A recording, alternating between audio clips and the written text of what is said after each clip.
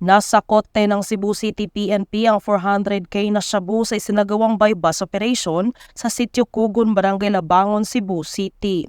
Ayon kay Police Colonel Ireneo B. Dalugdog, City Director ng Cebu City Police Office, ang suspect na si alias Boss Yawa, 20 anyos at residente ng Sitio Cugon, Barangay Labangon, Cebu City.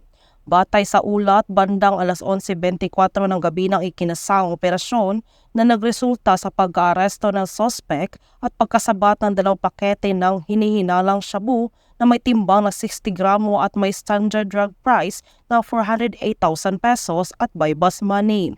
Nasa kustodiya na ngayon ng Police Station 10 Cebu City Police Office ang akusado para sa dokumentasyon at tamang disposisyon na kung saan mahaharap ito sa kasong paglabag sa Republic Act 9165 o Comprehensive Dangerous Drugs Act of 2002.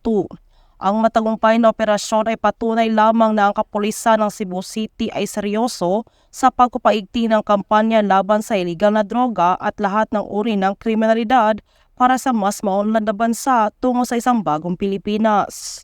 Mula dito sa Cebu City, ako yung PNN correspondent, Patrolwoman Nika B. Cañedo, alagad ng batas, tagataguyod ng balitang pulis.